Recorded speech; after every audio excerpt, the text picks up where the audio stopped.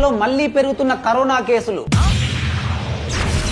2020లో ప్రపంచం మొత్తం కలకలం సృష్టించిన కోవిడ్-19 ఇప్పుడు మళ్లీ ఫాస్ట్ గా స్ప్రెడ్ అవుతుంది. భారత్ లో గత వారం రోజుల్లో ఏకంగా 257 కేసులు నమోదవ్వగా ఇందులో కేరళలో 69, మహారాష్ట్రలో 44, తమిళనాడులో 34 కేసులు నమోదయ్యాయి. చైనా, సింగపూర్, థాయిలాండ్ దేశాల్లో 60,000 కంటే ఎక్కువ కరోనా కేసులు యాక్టివ్ గా ఉన్నాయి. రీసెంట్ గా ముంబైలోని కేఈఎం హాస్పిటల్లో కరోనా పాజిటివ్ గా ఉన్న 59 ఏళ్ల వృద్ధురాలు మరియు 14 ఏళ్ల బాలిక మరణించారు. అయితే ఈ ఇద్దరు కరోనాతో చనిపోలేదని, క్యాన్సర్ మరియు కిడ్నీ డిసీజెస్ తో చనిపోయినట్టుగా డాక్టర్లు క్లారిటీ ఇచ్చారు. ఇప్పటి వరకు కోవిడ్-19 లో Omicron XEC, JN1, LF7, XEC, NB18 వంటి వేరియంట్స్ ని గుర్తించారు. అయితే ఇప్పుడు ఇండియాలో కరోనా వ్యాప్తికి JN1 వేరియంట్ ప్రధాన కారణంగా మారింది. అయితే ఈ వేరియంట్ పెద్దగా ప్రమాదకరం కాదని, ప్రజలు భయపడాల్సిన అవసరం లేదని డాక్టర్లు చెబుతున్నారు. ఎలాంటి కోవిడ్ సింప్టమ్స్ కనిపించినా వెంటనే డాక్టర్లను సంప్రదించాలని సూచిస్తున్నారు.